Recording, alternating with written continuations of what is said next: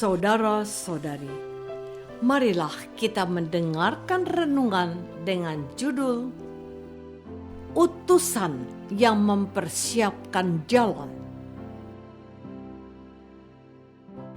yang berdasarkan pada Injil Lukas bab 7 ayat 27.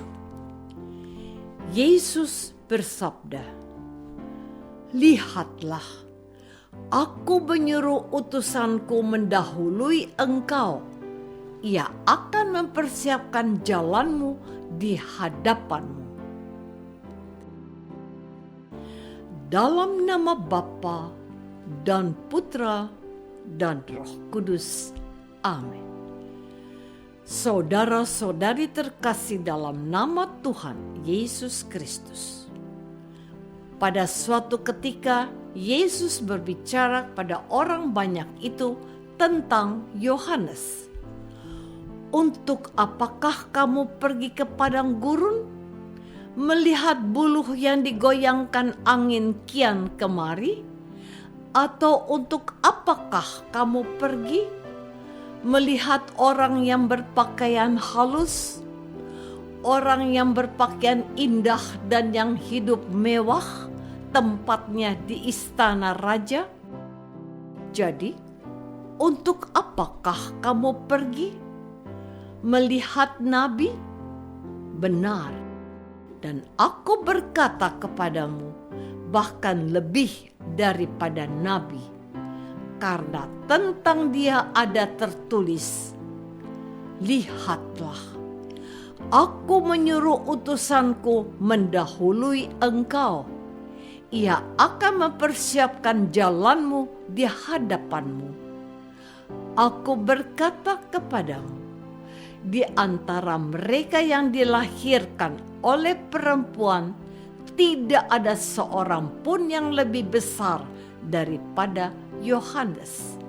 Namun yang terkecil dalam kerajaan Allah lebih besar daripadanya." Seluruh orang banyak yang mendengar perkataannya, termasuk para pungut cukai, mengakui kebenaran Allah karena mereka telah memberi diri dibaptis oleh Yohanes. Tetapi orang-orang Farisi dan ahli-ahli Taurat menolak maksud Allah terhadap diri mereka karena mereka tidak mau dibaptis oleh Yohanes. Saudara-saudari terkasih, pada setiap peringatan Hari Pahlawan, pemerintah menetapkan pahlawan-pahlawan nasional karena jasa-jasanya bagi negara dan bangsa. Nama mereka diabadikan pada nama suatu ruas jalan, nama sekolah, nama bandar udara, bahkan ada yang fotonya dicetak pada uang Republik Indonesia. Patung mereka didirikan di beberapa tempat strategis. Perjuangan mereka dituliskan dalam buku dan diajarkan di sekolah. Mereka mendapatkan peristirahatan di taman makam pahlawan di berbagai kota. Sungguh pantaslah para pahlawan itu menerima penghormatan sedemikian besar dari bangsa dan negara. Banyak dari mereka mempertaruhkan nyawa bagi berdirinya negara Republik Indonesia pada masa perjuangan kemerdekaan. Selain para pahlawan perjuangan fisik, ada banyak orang dihargai karena sumbangan mereka bagi kemanusiaan, seperti penerima tanda jasa dari negara, pengakuan sebagai mahasiswa berprestasi, penerima medali pada kejuaraan olahraga, pekerja sosial, penemu suatu teknologi. Mungkin bukan penghargaan itu yang pertama-tama mereka kejar, tetapi memang bakat, mentalitas, profesionalitas, hati mereka yang mendorong mereka melakukan semua hal baik itu.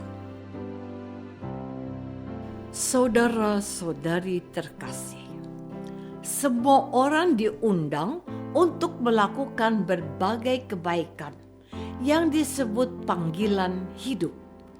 Bukan pertama-tama bagi kemasyhuran dirinya sendiri, tetapi menyumbangkan diri bagi masyarakat atau kemanusiaan.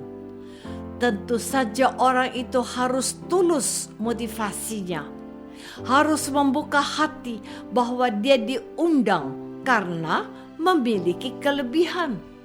Semakin banyak orang yang mau memberikan dirinya, akan semakin majulah masyarakat itu.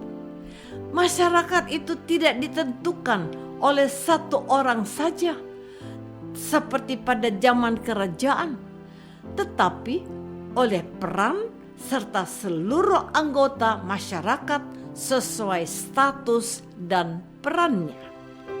Inilah sebenarnya pembeda modernitas sebuah masyarakat.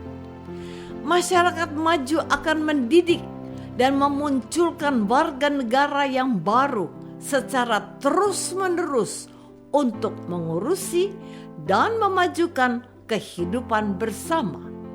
Peribahasa mengatakan, mati satu, tumbuh seribu. Setiap dan semua orang dihargai perannya dalam kemajuan masyarakat sesuai kemampuannya. Dengan demikian, akan muncullah sikap memiliki dari semua komponen masyarakat. Saudara-saudari terkasih, Yohanes Pembaptis bukanlah seorang pahlawan pada masanya. Ia juga bukan seorang yang berprestasi dalam sebuah bidang tertentu. Yohanes menjadi istimewa karena proses kelahirannya istimewa.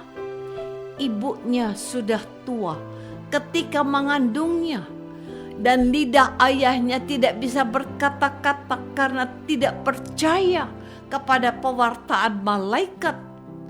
Keistimewaan Yohanes yang kedua adalah Yesus pun memperhatikannya secara istimewa.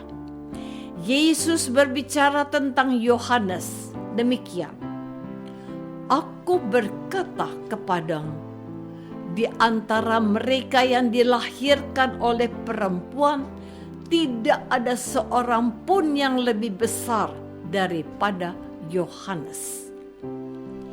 Yesus juga menyatakan apakah sebenarnya panggilan Yohanes.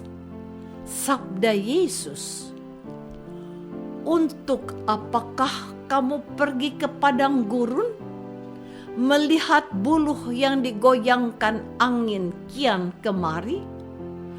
Untuk apakah kamu pergi melihat nabi? Benar, dan aku berkata kepadamu, bahkan lebih daripada nabi, karena tentang dia ada tertulis, lihatlah, aku menyuruh utusanku mendahului engkau.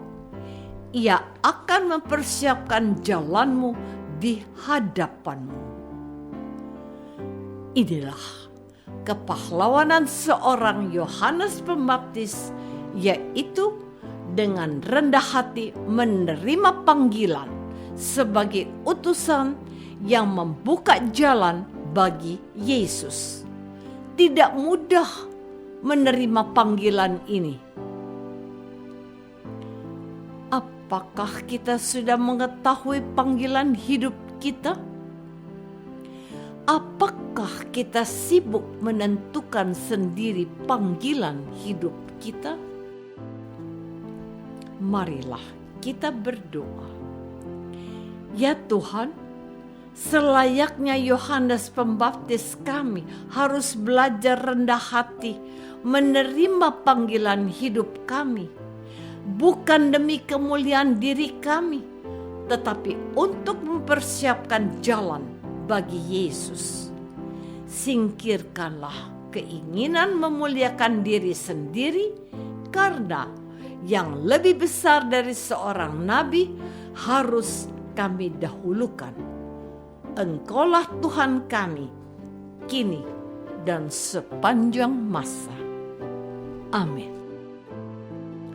Semoga kita semua selalu dinaungi dan dibimbing oleh berkat Allah yang Maha Kuasa, Bapa dan Putra dan Roh Kudus.